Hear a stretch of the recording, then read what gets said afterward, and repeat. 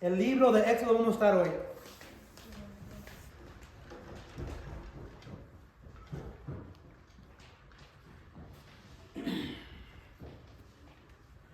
El libro de Éxodo en el Antiguo Testamento. El segundo libro de la Biblia.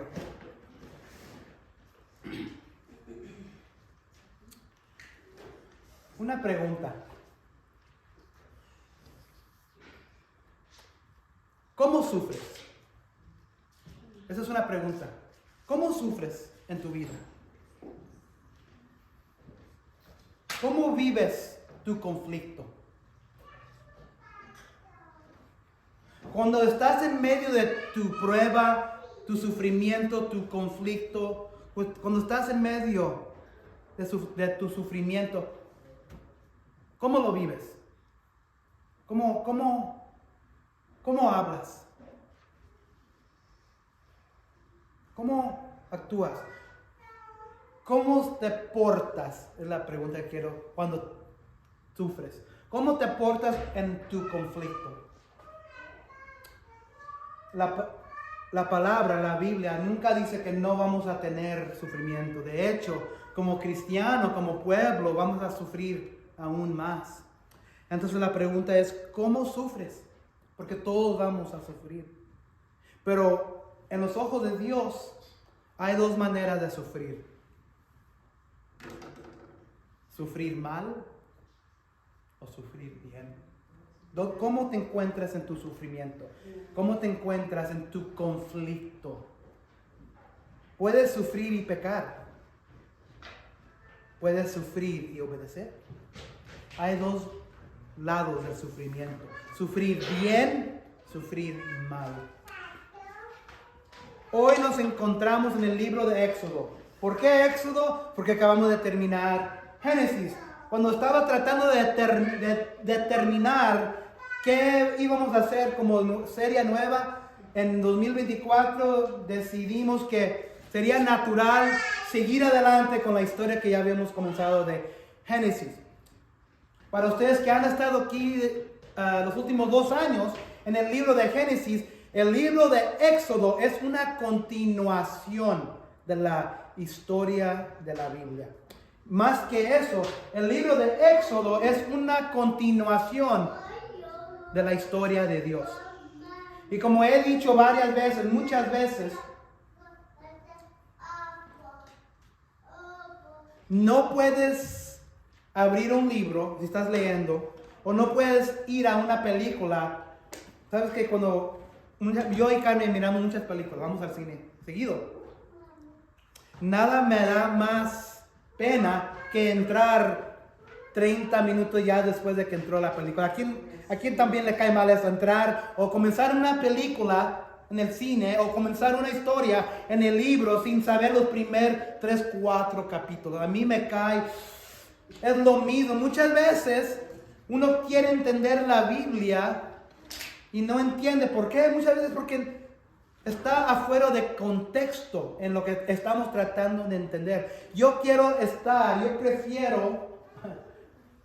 saber qué es lo que acaba de suceder antes, qué es lo que va a suceder después, para poder entender, para tener una onda de qué es el propósito de la historia. El propósito de la historia de Dios es esta.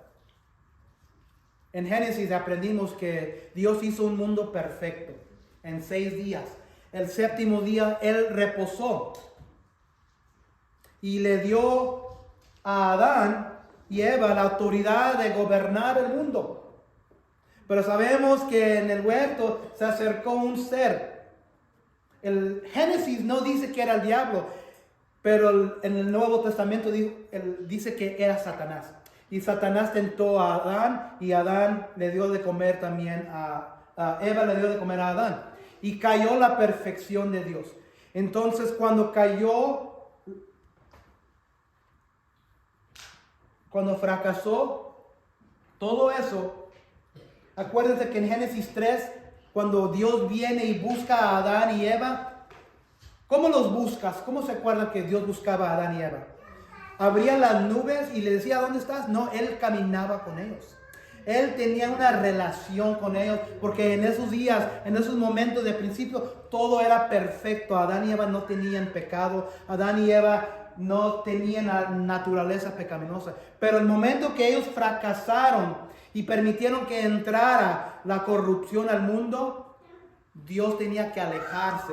Y desde ese momento comenzó lo que se dice la historia redentora. ¿Qué significa la historia redentora? Cuando algo se quebra, ¿qué se tiene que hacer? Se tiene que arreglar. Cuando algo se destroza, ¿qué es lo que se tiene que hacer si lo quieres de nuevo? Tienes que arreglarlo. Y Dios dijo, voy a arreglar esto. Voy a arreglar lo que el ser humano destruyó. Entonces, toda la Biblia se trata de eso. Dios va a restaurar un día. En Génesis 3:15 dice que la simiente de la mujer va a aplastar la cabeza de la serpiente, pero la serpiente va a herir el talón de la simiente de la mujer. Y de que ahí por la primera vez se encuentra la promesa de Cristo. ¿Quién es la simiente de la mujer? Cristo. ¿Y quién era la serpiente? Satanás, el diablo. Entonces un día iba a venir la semilla por una mujer. ¿Y quién era esa mujer? María. ¿Y quién era la semilla? Jesús. Pero en Génesis no saben eso todavía. No tiene nombre Jesús, el Cristo. Pero todo el Antiguo Testamento apunta a Cristo. Entonces todo Génesis se trata de Dios, de desarrollar un pueblo. Porque ¿qué era Jesús? ¿Qué raza era Jesús? Judío. En Génesis, los primeros 10 capítulos no había raza judía.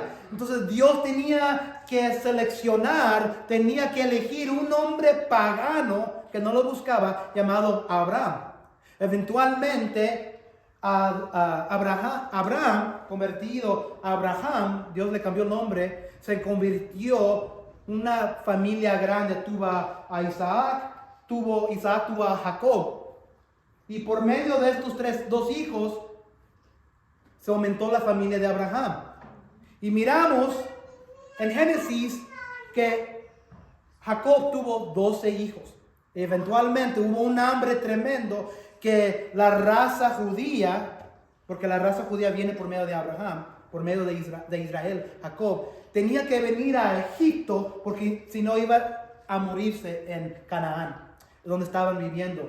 Eventualmente toda la familia, todo todo Jacob y sus hijos se vinieron a Egipto debido al hambre. ¿Y se acuerdan donde terminó la historia de Génesis? José había traído a toda su familia a Egipto, y el faraón, el rey de Egipto, tenía una relación con José, lo había seleccionado para gobernar a todo Egipto, y permitió a su familia que viniera, y le dio un lugar a un lado en la frontera de Egipto y Canaán llamado Gosén, y ahí es donde habitaron los hebreos. Y es aquí donde comenzamos la historia de hoy. La historia que sigue a continuación en el libro de Éxodo. Vamos a dar unos pocos de datos antes de seguir adelante, porque hoy va a ser más para introducir el libro de Éxodo. Pero quiero que entiendan unas cosas, unos datos, unas cosas interesantes. Significado de Éxodo. Éxodo es un título griego que significa salida o partida. Eso es lo que significa Éxodo. Babe, were you able to pass out those sermon sheets? Did you bring them? Okay, don't worry about it. Éxodo significa en griego salida, partida. El autor es Moisés. Y acuérdense que Moisés también es el autor de Génesis. Moisés es considerado el autor de Génesis, Éxodo, Levítico, Número, Deuteronomio, los primeros 5 libros de la Biblia. Este pasaje, este libro fue escrito alrededor de 1445 antes de Cristo. Entonces, si hacen las matemáticas, el año 1445 antes de Cristo. ¿Cuántos años son de hoy hacia atrás? Más o menos. Recuérdense que 0 se considera el día primero, ¿verdad? Entonces de 0, hoy estamos a 2024, son 2024 años, pero 1445 antes del día de Cristo. Cristo nació alrededor de esos tiempos, quizás 3 años antes, 3 años después, algo por ahí hay debate sobre eso. Pero entonces, si añadimos 2024 años y luego le ponemos 1445, son como 3500 años hacia atrás, cuando esto fue escrito. 3500 años tiene este pasaje. ¿Dónde se encuentra Éxodo en la Biblia? Es el segundo libro de la Biblia. Es el segundo libro que se le dice el Pentateuco, que son los primeros 5 libros de Moisés. Es el segundo libro del Antiguo Testamento, Éxodo. Y como dijimos, Génesis, Éxodo, Levítico, Números y Deuteronomio son los primeros 5 libros atribuidos a Moisés. Y acuérdense, hay 64 libros en la Biblia. El libro de Éxodo tiene 40 capítulos. Estas son ciertas observaciones sobre el Éxodo. 300 años se pasan el Éxodo de Génesis. Entonces José, a este libro han pasado al mínimo 300 años. 300 años separan el Éxodo del Génesis. El Éxodo es el registro del nacimiento de Israel como nación, como pueblo. El Éxodo comienza con dolor y termina con la liberación. Vamos a hablar un poco más de esto, pero 70 personas vinieron a Egipto cuando el faraón, el rey de Egipto, le dio permiso a José que trajera a su familia, a su padre, a sus hermanos. Vinieron 70 personas a Egipto y José ya estaba ahí. Éxodo cubre el periodo desde la llegada de Jacob a Egipto, 1900 a.C., hasta la construcción del tabernáculo en el desierto unos 431 años después. Todo esto vamos a cubrir. Después de la muerte de José, un cambio de dinastía convirtió a Israel en una nación de esclavos. Durante el tiempo que Israel estuvo en Egipto, Egipto se convirtió en un imperio mundial. ¿Quién consideran ustedes hoy una nación como imperio mundial? Quizás hay varias naciones. Muchos consideran los Estados Unidos, ¿verdad? Rusia. ¿Quién más? China. Japón, sí. Pero en esos tiempos, el imperio mundial, y acuérdense que en esos tiempos no había mucho conocimiento de toda la tierra, entonces la tierra conocida era lo que era en esa área, pero era Egipto. Dios levantó a un hombre llamado Moisés para ser el libertador de Israel. Probablemente entre 3 y 4 millones de personas abandonaron a Egipto durante el Éxodo. Estos son unos registros del libro del Éxodo. Aquí es donde vamos a mirar la comisión de Dios a Moisés. Es aquí donde vamos a ver las 10 plagas. ¿Se acuerdan de las 10 plagas? Es aquí donde vamos a mirar el comienzo de la Pascua. Es aquí donde vamos a mirar la apertura del Mar Rojo. Es aquí donde vamos a mirar los 10 mandamientos en este libro. Y es aquí donde Dios le va a dar a Moisés las instrucciones para construir el tabernáculo en el desierto. Todo esto se encuentra en el libro de Éxodo.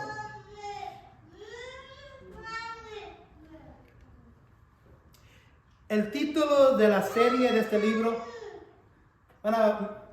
lo cambié. Antes, esta mañana o la noche lo cambié. Génesis, ¿se acuerdan? Se llamaba ¿qué? Principios, ¿verdad? Este libro de Éxodo le hemos llamado el Redentor. El redentor.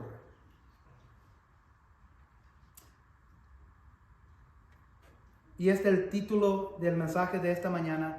En Éxodo capítulo 1, vamos a mirar todo el capítulo, se llama Nuestra aflicción como pueblo debe traer obediencia y honor a Dios. Entonces, en el sufrimiento tuyo, como dijimos, hay una buena manera de sufrir, hay una mala manera de sufrir. Entonces, nuestra aflicción como pueblo debe traer obediencia y honor a Dios. Vamos a mirar los primeros 14 capítulos. El primer punto es esto en Éxodo 1.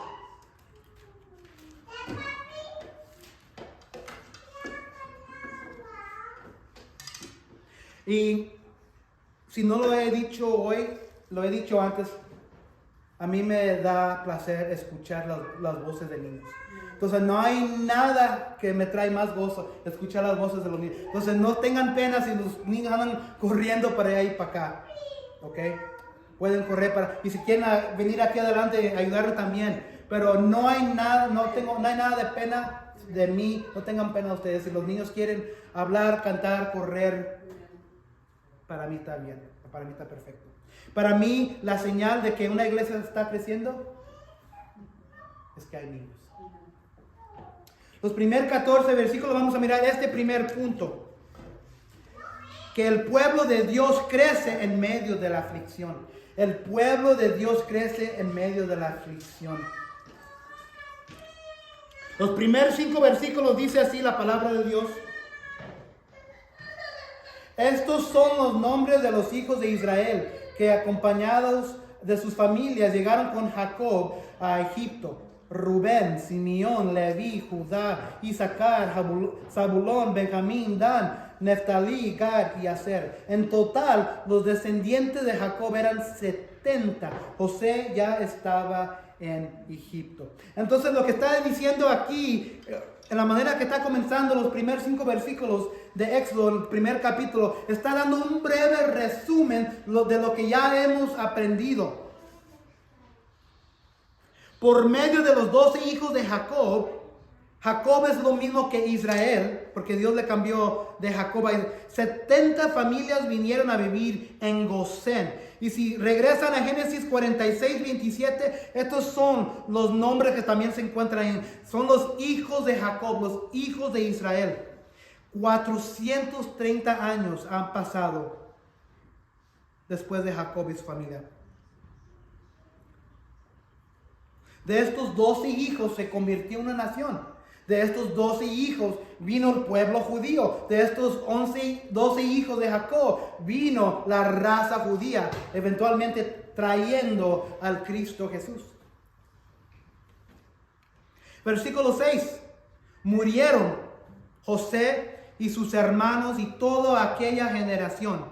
Sin embargo, los israelitas tuvieron muchos hijos y a tal grado se multiplicaron que fueron haciéndose más y más poderosos. El país se fue llenado de ellos.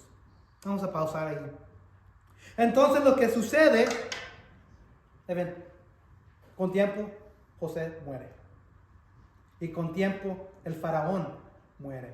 Pero los hebreos siguen viviendo en Gosén. Los hebreos siguen viviendo en medio con los egipcios. Pero ¿qué es lo que sucede muchas veces?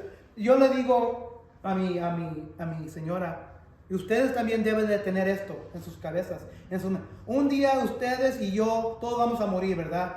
En 200, 300, 400 años, si Dios nos permite que exista el mundo más, si no viene Jesús todavía, ya después de 3 o 4 siglos más, ¿ustedes creen que la gente que viva en 300, 400, se van a recordar de Joel Méndez? ¿Ustedes piensan que sus descendientes un día se van a acordar de ustedes? Ellos van a estar bien metidos en sus familias, ¿verdad? Sus hijos, sus nietos. Yo apenas me puedo acordar de hasta mi bisabuelo, y ahí para. Yo no puedo ir hacia atrás. Entonces, en 300, 400 años, nuestras vidas, nuestros nombres, nuestros personales van a ser olvidados. Un día vamos a morir y vamos a convertir ceniza, y quizás por unos 10, 20, 30, 40, 50 años se van a poder recordar de Joel Méndez, de cada uno de ustedes. Pero ya pasando el tiempo, todos se van a olvidar de nosotros. Todo. Va a vivir una generación que no va a saber el nombre de ninguno de nosotros. Y así es lo que ha sucedido aquí. Murió José y sus hermanos y toda aquella generación. Incluso también murió todos los egipcios que vivían con José. Incluso también el faraón, el rey de Egipto. Sin embargo, los israelitas tuvieron muchos hijos y a tal grado se multiplicaron que fueron haciéndose más y más poderosos. El país se fue llenando de ellos. José, sus hermanos y esa generación mueren, pero Israel crece en número y poder en Egipto. Y dice la palabra aquí que los israelitas fueron fecundos. Otra manera de traducir fecundos es bendecidos. Los israelitas fueron bendecidos y llegaron a ser muy numerosos, como dice en Génesis 47, 27. Entonces, José, sus hermanos, su familia, esa generación murió.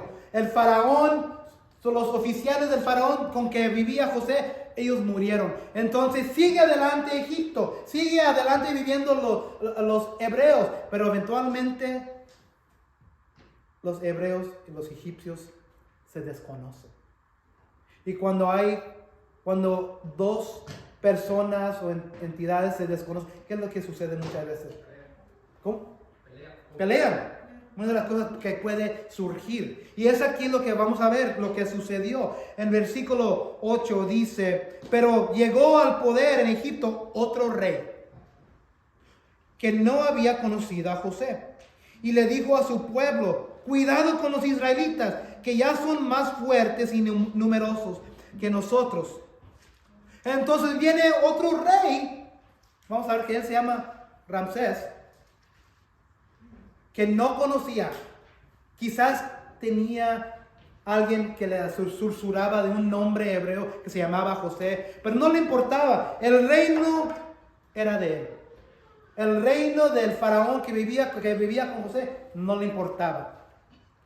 Cuando tú llegas a tu trabajo, tú tienes un trabajo, tienes un deber, tienes una tarea y tú lo quieres hacer bien o de tu manera. Este faraón no le importaba nada de lo que había sucedido antes. Y lo que hace, mira, hacia todo el pueblo de hebreos. ¿Y qué es lo que dice?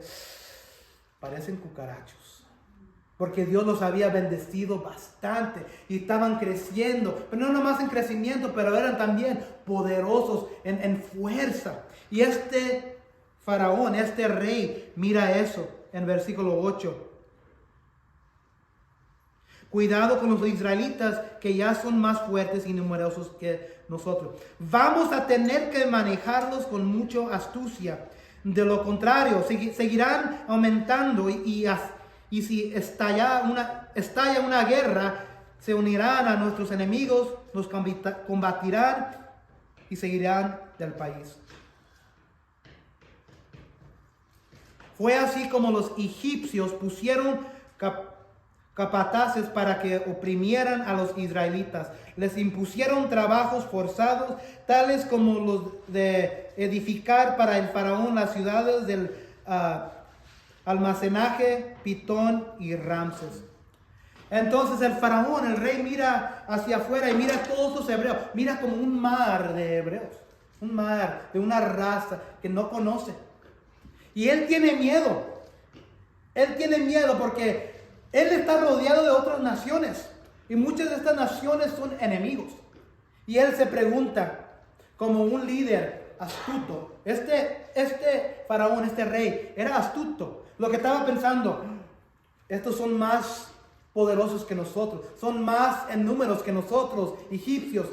¿Qué pasaría si los hititas o cualquier de otros de nuestros enemigos vienen contra nosotros y estos hebreos se juntan con ellos? Ahora miran cómo estaba pensando el faraón. Y el faraón dice, vamos a hacerlos esclavos.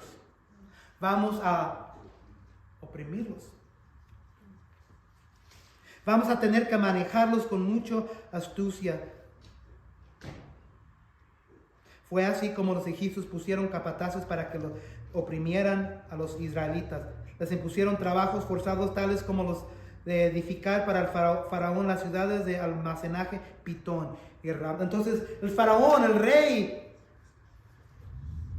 esclavizó a esta raza y hizo que hicieran edificios, edificar estructuras de todo Egipto. Quizás en tu trabajo has tenido un mayordomo, quizás has tenido un jefe que mira tu fe y que mira que Dios te bendice siempre y que Dios te ha hecho fructíferoso y le da celos. Quizás ese manejador le da celos y quizás comienza a manejarte en una manera fea. ¿Quién ha tenido un mayordomo, un jefe así, que mira que por tu fe, porque eres cristiano o cristiana, te va a hacer la vida difícil? Muchos de nosotros hemos tenido un jefe, un mayordomo así. Es lo que está sucediendo aquí. Pero ahora entienden cómo y de dónde surgió el Moisés, que eventualmente vamos a hablar de la semana que viene. Vino de aquí. Esta nación, este pueblo judío que estaba viviendo en Canaán, Dios tenía un propósito para traer la semilla de la mujer que iba a ser Jesucristo. No podía venir si los hebreos seguían viviendo en Canaán. Los judíos, los hebreos tenían que venir a Egipto en sufrimiento para traer el propósito de Dios. ¿Están conmigo? Porque ¿qué es lo que hubiera sucedido si los hebreos se hubieran quedado en Canaán? ¿Y quién más y qué otros vivían en Canaán? Los cananeos. ¿Y qué eran los cananeos? Paganos. ¿Verdad? Ellos adoraban, levantaban a ídolos, tenían dioses paganos. ¿Y qué eran de las cosas que Dios le había dicho a Abraham, a Isaac, a Jacob? Que no se casaran, que no se mezclaran con los paganos, que no se mezclaran, que no se casaran con mujeres paganas. ¿Por qué? Esposos, ustedes están conmigo. Cuando la esposa viene a tu oído, yo quiero que tú hagas esto. ¿Qué vas a hacer? Vas a complacer a tu esposa, ¿verdad? Cuando la esposa dice, quiero que pintes este cuarto, quiere que le pongas piso, que quites la alfombra. ¿Qué es lo que va a hacer el esposo? Va a complacer a la esposa, ¿verdad? Entonces, si los hebreos que eran seleccionados, eran elegidos de Dios, si Dios los hubiera permitido que se quedaran en Canaán, se hubieran casado los hombres con las mujeres cananeas. Y las mujeres cananeas que adoran a dioses que no extranjeros, que son paganas, le hubieran metido en el oído del esposo. Agrégale estos dioses de aquí con tu Dios de Jehová. Y Dios no quería eso. Entonces Dios tenía que enviar y crecer una nación en medio de Egipto. ¿Por qué? Porque ellos tenían al pueblo de Gosén. Y en Gosén ellos podían crecer. Ellos podían aumentar. Y no había el peligro que se iban a mezclar con los egipcios. Entonces miran que los hebreos tenían que sufrir para desarrollar su pueblo, para desarrollar su gente, para que viniera el Cristo, el propósito del mundo. En Juan 3:16, por de tal manera amó Dios al mundo que dio a su Hijo unigénito. Nunca hubiera venido Jesús si los hebreos se hubieran quedado en Canaán. Entonces en tu vida Dios tiene un propósito para ti, pero muchas veces Él te va a enviar al sufrimiento por propósito. Dios te va a enviar a un lugar en tu vida donde va a venir la aflicción. Pero es un propósito que tiene Dios para tu vida. Y muchas veces en medio de esa prueba, en medio de ese sufrimiento, en medio de ese conflicto, no miramos el propósito de Dios. ¿Se acuerdan de José cuando él estaba en Egipto? Sus hermanos lo habían vendido. Es bien fácil para nosotros mirar que Dios tenía un propósito para José, ¿verdad? Pero ¿tú crees que en el medio de su vida él miraba el propósito de él de parte de Dios? No, él no lo miraba. Nosotros podemos ir hacia la Biblia y leer si el propósito era que José eventualmente iba a traer a su familia, pero él no sabía eso. Ahorita si tú estás en una prueba, en una tormenta, si estás en aflicción, si estás sufriendo, hay un propósito. Y Dios quizás te lo trajo de propósito. Te lo trajo para que sufrieras. Te lo trajo para que estuvieras en conflicto. Para que miraras la mano poderosa de Él. Sí. Fue así como los egipcios pusieron capataces para que oprimieran a los israelitas. Les impusieron trabajos forzados, tales como los de edificar para el faraón las ciudades de almacenaje, Pitón y Ramsés. Pero cuanto más los oprimían, más se multiplicaban y se extendían. De modo que los egipcios llegaron a tenerles miedo.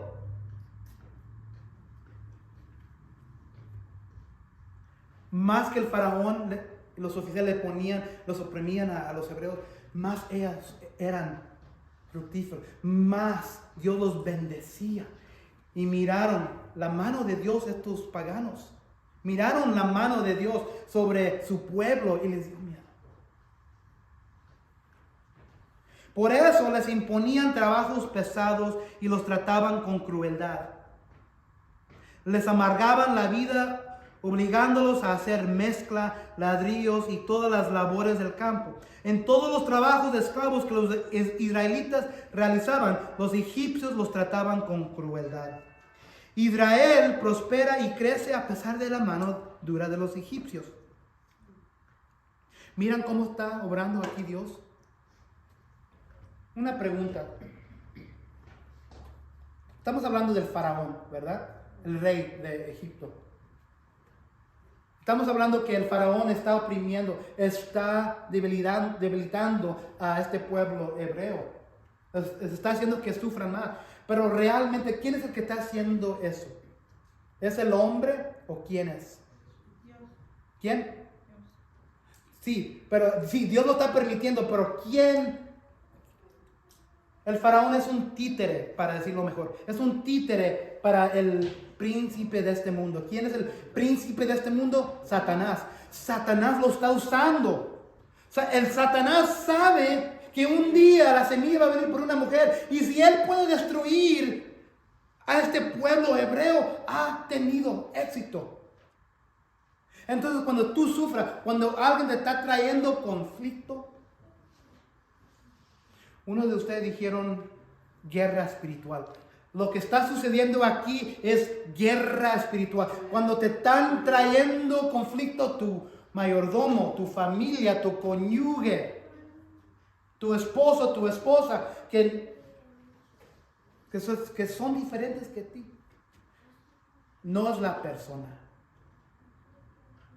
Es el diablo. Es el diablo, es el Satanás, es el príncipe del mundo que le está influenciando a la persona que traiga guerra espiritual contra ti. Porque el ser humano muchas veces nomás son títeres y el diablo está susurrando en el oído. Tráelo, oprímelos, haga sufrir a esa persona. Es el diablo. Es el Satanás, es el príncipe de este mundo. Entonces, aquí miramos a Faraón, para atrás de todo esto, ahí está el Satanás. Entonces, el cuadro de aquí es que muchas veces cuando nosotros sufrimos, por eso Dios dice que ámenos a nuestros enemigos. ¿Por qué? El enemigo no es la persona carne y hueso enfrente de ti. ¿Quién es el enemigo verdadero? Satanás. Que está influenciando a esa persona, está influenciando a ese grupo que te está trayendo sufrimiento a ti. Hay que amar a tu enemigo, a tu prójimo, porque tú no sabes de dónde vino esa persona que te está trayendo sufrimiento, que te está trayendo conflicto. Tú no sabes el trasfondo de su niñez. Tú no sabes el trasfondo que ellos han tenido en sufrimiento en su vida. Y ahora te lo están pasando a ti. Te están hablando mal de ti. Te están burlando de ti. Hay que amarlos. Hay que decirles, yo te amo, yo te perdono. Porque es una guerra espiritual. El diablo está atrás de todo esto. El diablo está tratando de impedir que venga la semilla de la mujer que es Cristo. Y si él tiene éxito en destruir esta raza, ha ganado. Entonces no permitas que te entre a ti el coraje, la ira, la venganza. ¿Por qué? Porque tu batalla no es contra carne y hueso, es contra los seres espirituales. Hay que entender eso. Aquí lo que está sucediendo, hay una guerra espiritual entre el diablo y Dios. Pero Dios está bendiciendo a este pueblo. Dios sigue bendiciendo y dando crecimiento a este pueblo. En todos los trabajos de esclavos que los israelitas realizaban, los egipcios los trataban con crueldad. Noten que aquí no hay nada de venganza. ¿Notan eso? No hay nada, ninguna palabra que los israelitas trajeron revolución. Nada, nada. Los israelitas, los hebreos siguieron haciendo lo que el mayordomo, el faraón, le estaba haciendo a ellos. Nada de venganza. Versículo 15.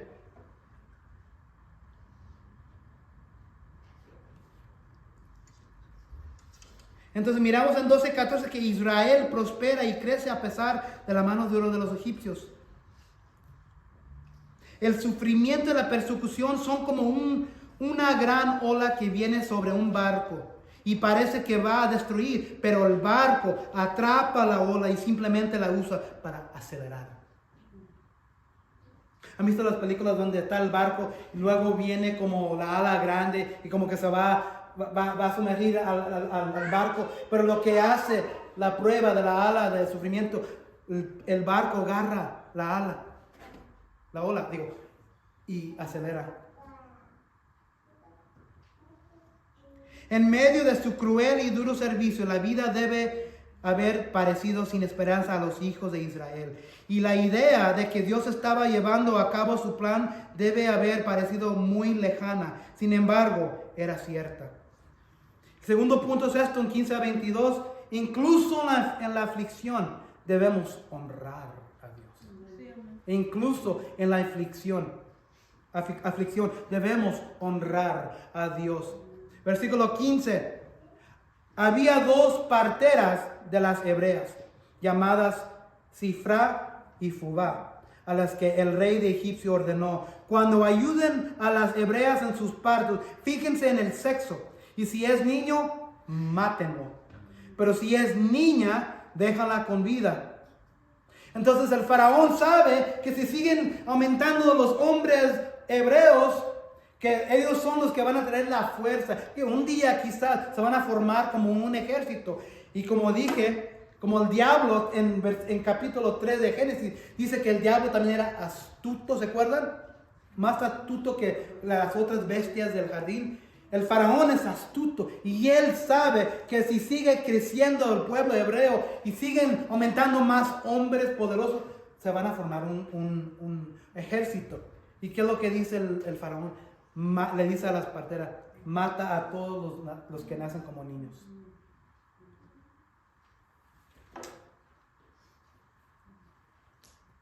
Pero dejen a las niñas vivir. Versículo 17. Sin embargo, las parteras temían a Dios, así que no siguieron las órdenes del rey de Egipto, sino que dejaron con vida a los varones. Y habían pasado 300, 400 años, algo por ahí. Y acuérdense, Abraham dio a luz Isaac dio a luz a su hijo Jacob, y Jacob dio a luz a sus 12 hijos. Y esos 12 hijos vinieron a Egipto, trajeron el conocimiento de Dios con ellos. Y durante estos 300, 400 años, todavía hay un remanente de Dios en el pueblo. Entonces no se han olvidado completamente del verdadero Dios del universo, Jehová. Ellos todavía teman a Dios. Entonces las parteras deciden, no vamos a hacerlo. Vamos a permitir que vivan los varones. Entonces aquí miramos un ejemplo donde el gobierno, que significa, el faraón significa el gobierno, ¿verdad? Un sistema. Entonces si miramos a la letra aquí, está diciendo aquí la Biblia que deberemos quebrar la ley. El faraón era la ley, ¿verdad? Y si ellos no obedecieron a la ley, ¿qué estaban haciendo técnicamente? Desobedeciendo la ley. ¿Está diciendo aquí la Biblia que desobedezcamos la ley? No. Porque fíjense en Hechos capítulo 4, 19, Juan y Pedro, ya después de cuando Jesús ascendió al cielo, estaba aumentando la iglesia. Y Pedro y Juan estaban enfrente de la corte. Y los oficiales, los sacerdotes, le estaban diciendo, ya no lo hagan. Ya no hablen de Jesús. Pero Pedro y Juan replicaron, ¿es justo delante de Dios obedecerlos a ustedes en vez de obedecerlo a Él? Júzguenlo ustedes mismos. Cuando Pedro le preguntó a las autoridades civiles, juzga si es justo delante de Dios obedecer a vosotros antes que a Dios. Va a haber tiempos, quizás no es ahorita, pero estamos cerca, donde el gobierno, la autoridad un día va a traer la mano, la vara sobre nosotros para hacer cosas que no debemos hacer. Y si va al contrario de lo que dice la palabra de Dios, hay que obedecer a Dios y no a la autoridad. Entonces, sí, tenemos que obedecer la ley, tenemos que no correr el riesgo de atropellar a alguien, hay que disminuir nuestra velocidad, pero cuando la ley, cuando la autoridad, cuando el sistema, cuando el gobierno nos dice, haz esto, y es contra Dios, ahí es donde tenemos que obedecer a Dios y no al sistema. Viene un día cuando eso va a suceder. Viene un día cuando el sistema, ya sea el gobierno de los Estados Unidos o un gobierno mundial, va a decir a los cristianos, no hagas eso de Dios, haz esto. Y aquí lo que está sucediendo con estas paternas, ellos están escuchando la voz de Dios. Es lo que estaba haciendo aquí Pedro y Juan. A pesar de que el faraón ordenó matar a todos los bebés varones, las parteras hebreas lo engañan y preservaron los infantes. El rey de Egipto les ordenó que mataran a todos los niños recién nacidos para debilitar por completo y prácticamente destruir al pueblo de Israel dentro de una generación. Podemos ver el mandato de Faraón como consistente con el plan de Satanás de odio hacia los judíos a través de los siglos, como un ataque en contra del Mesías, Dios, y el máximo plan para Israel en su plan de redención. Satanás sabía que el Mesías, el Cristo, la simiente de la mujer, el que le heriría en la cabeza en Génesis 3:15, vendría de los hijos de Israel. Por lo tanto, intentó destruir a la nación entera en una generación al ordenar la muerte de todos los niños varones. ¿Ves cómo Satanás está trabajando aquí? No es el faraón, no es el sistema, es el diablo, es el príncipe, es el Satanás, es el acusador, es el enemigo de Dios. Ellos actuaron en el mismo principio que los apóstoles en Hechos 4:19, las parteras. A pesar de que generalmente somos llamados a obedecer al gobierno y a las autoridades civiles, Romanos 13:1-5 dice, nunca somos llamados a poner el gobierno en el lugar de Dios. Por lo tanto, si el gobierno nos dice que hagamos algo en contra de la voluntad de Dios, nosotros debemos de obedecer a Dios primeramente. Cuando venga ese día, quizás venga mañana, quizás venga un año, 5 años, 10 años, 20 años, un siglo, ¿a quién vas a obedecer? ¿Al gobierno, al sistema, que te está diciendo que hagas algo al contrario de lo que dice la palabra? o al Dios Altísimo. Y aquí es lo que están haciendo las parteras. Versículo 20. De este modo los israelitas se hicieron más numerosos y más fuertes. Además, Dios trató muy bien a las parteras. ¿Y cómo las trató bien? Por haberse mostrado temerosas de Dios, les concedió tener muchos hijos. Entonces Dios todavía las bendició a estas parteras, pero no más a ellas, al pueblo hebreo. Permitió que crecieran aún más. Incluso bajo la presión del faraón, Dios bendice a las parteras hebreas con familias fuertes.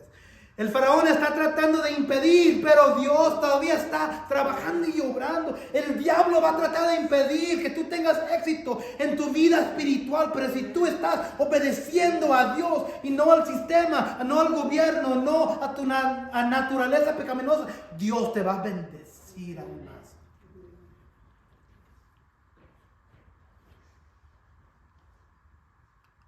Primer Juan 4:4 dice: ustedes, queridos hijos, son de Dios y han vencido a esos falsos profetas, porque el que está en ustedes es más poderoso que el que está en el mundo.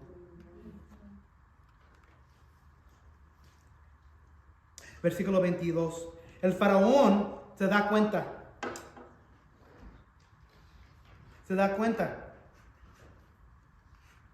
de lo que está sucediendo. Las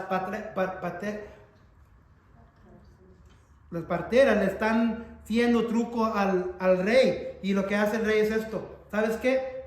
Si nacen, mátalos todos. Versículo 22 dice: ustedes, queridos hijos, son de Dios.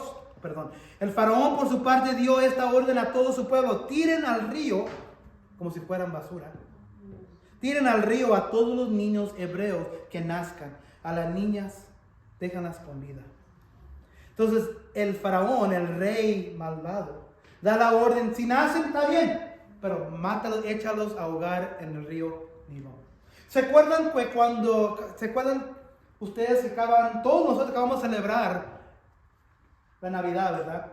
Y quizás escucharon la historia de Jesús y cómo nació. La historia en Mateo capítulo 2 habla de cómo Jesús vino al mundo, ¿verdad? ¿Se acuerdan de los magos que vinieron buscando a Jesús, al niño Jesús? Estaban siguiendo a la estrella y van a Herodes. ¿Dónde es donde se encuentra el rey de los judíos? ¿Se acuerdan de esa historia?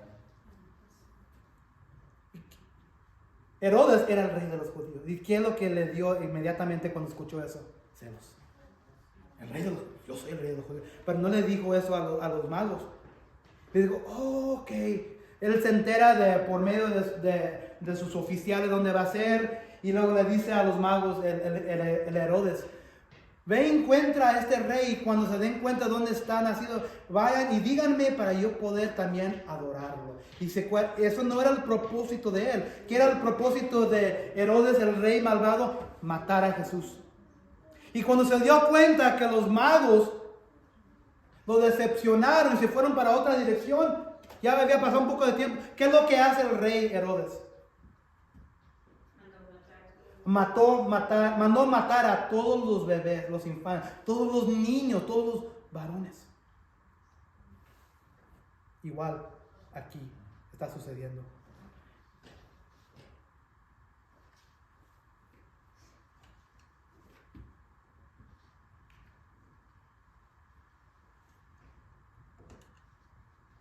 Primer Pedro 2:21 dice: porque para este propósito han sido llamados, pues también Cristo sufrió por ustedes, dejándoles ejemplo para que sigan sus pasos. Segundo Timoteo 3:12 dice: y en verdad, todos los que quieren vivir piadosamente en Cristo Jesús serán perseguidos. Si tú te consideras cristiano, hermano, hermana, si tú te consideras parte del pueblo de Dios, vas a tener que sufrir. Y si tú no estás siendo perseguido por conocer al Dios Jehová, hay un problema ahí.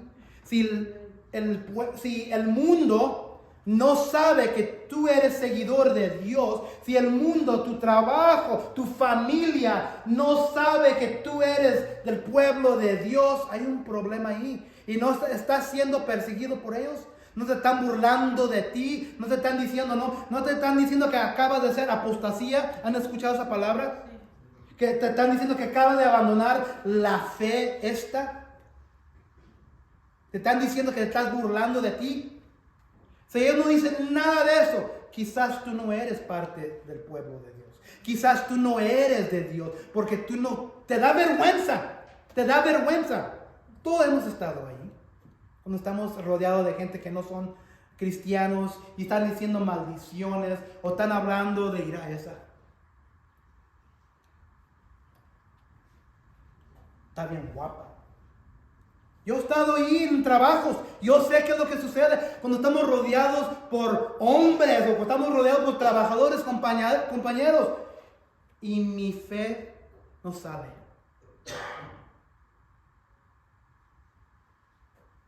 En vez de decir, no, yo no puedo escuchar eso. No puedo ser parte de eso. Ay, ¿quién eres tú? ¿Te crees muy? ¿Te crees muy? Si esto no está sucediendo en tu vida, si la gente no está hablando de ti, porque tu fe, porque eres cristiano. Dice aquí en 2 Timoteo que todos los que quieren vivir piadosamente en Cristo Jesús serán perseguidos. Es una promesa. Si tú no estás siendo perseguido por tu fe, quizás no estás en Cristo Jesús. Quizás estás en ti mismo. Si tu familia, si tus cónyuges, si tus hijos, si tus compañeros, si la comadre, si el compadre no te está hablando mal de ti por tu fe, quizás no estás en Cristo Jesús. Aquí está parte de lo que acaba de leer nuestra hermana hace rato, pero le agregué más versículos. Romanos 8, 35, 39. No deberemos temer al faraón del mundo. ¿Qué es el faraón del mundo hoy? El Satanás. Él es el faraón, él es el Satanás, él es el que quiere oprimirnos en nuestra vida, él quiere esclavizarnos en nuestros pecados, él quiere decir no a esto en vez de esto. El faraón de este mundo quiere oprimirte, el faraón de este mundo quiere hacerte que hagas cosas que no deben de ser, que van al contrario de Dios, porque el faraón, el Satanás, el diablo de este mundo sabe que él es bien poderoso. Pero fíjense lo que dice la palabra de Dios. ¿Quién nos separará del amor de Cristo? ¿Tribulación? ¿O angustia? ¿O persecución? ¿O hambre? ¿O desnudez? ¿O peligro? ¿O espada? Como está escrito, por causa de ti somos muertos todo el tiempo. Somos contados como ovejas de matadero. Nosotros como cristianos deberíamos ser contados como ovejas al matadero. Antes, en todas estas cosas somos más que vencedores por medio de aquel que nos amó, por lo cual estoy seguro de que ni la muerte, ni la vida, ni ángeles, ni principados, ni potestades, ni lo presente, ni lo porvenir, ni lo alto, ni lo profundo, ni ninguna otra cosa creada nos podrá separar del amor de Dios que es en Cristo Señor nuestro. Nuestra aflicción como pueblo debe traer obediencia y honor a Dios. Repito la pregunta: ¿cómo sufres? ¿Sufres en tu fe? ¿Sufres como pueblo de Dios? Algo que quiero que miren, si se acuerdan aquí, no afuera de las parteras que son llamados por nombre, todo el pueblo está sufriendo, ¿verdad? Cuando tú sufres, cuando tú estás en conflicto, cuando tú estás en aflicción, hay que sufrir como pueblo. Queremos orar por ti. Quiero que tú ores por mí. Somos un pueblo y así es como crecemos.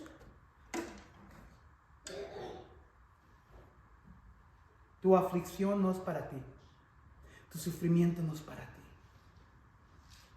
Es ahí donde mucha gente fracasa, porque no lo ponen afuera, porque les da vergüenza.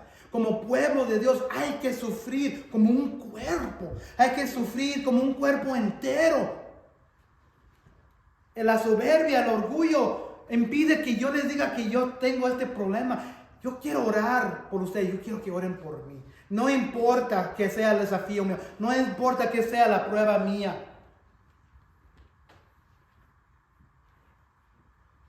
Somos familia. Ese es el credo de nuestra iglesia. Es el dicho de nuestra iglesia. Más que iglesia, somos familia. Si tú estás en medio de una prueba en este momento, si tú estás en medio de un conflicto, si tú estás en medio de una aflicción, llévalo a la iglesia. Aquí estamos para ti. Aquí estamos para orar para ti. Aquí estamos para consolarnos entre nosotros mismos como iglesia. Tú no puedes en ti mismo, no puedes. Yo no puedo en mí mismo. Pero como cuerpo podemos orar, podemos venir a un lado de ti y consolarte. Puedes tú venir a un lado de mí y consolarme a mí. El pueblo entero hebreo estaba sufriendo. No dejes que el diablo te quite ese gozo. No dejes que el diablo te quite lo que le pertenece a Dios. Nuestra aflicción como pueblo debe traer obediencia y honor a Dios. Padre Celestial, gracias por la presentación y el inicio de este nuevo libro, de esta nueva serie, Padre. Sabemos que tú tienes un propósito para cada uno de nosotros. Aun cuando no lo miramos, aun cuando en medio del problema, de la prueba, de la oscuridad, de la tormenta, aun en medio de todo eso, aunque no lo podamos mirar, tú estás ahí, Señor. Y te pedimos que nos des una paz que sobrepasa todo entendimiento para poder salir de eso, para ser fortalecidos en nuestras vidas cristianas, en nuestras vidas espirituales, Señor. Aunque el pueblo hebreo no podía mirar la mano fuerte tuya, Señor, sabemos que tú estabas ahí en medio de todo eso. En la misma manera que tú estabas en medio de la vida de José. Sabemos que tú estás en medio de nuestras debilidades, en medio de nuestra aflicción, Señor. Tráenos una paz, danos perspectiva, que el sufrimiento nos atrae y nos hace más cercano a ti, Señor. Te pedimos todo esto en el nombre de tu Hijo Jesucristo. Amén.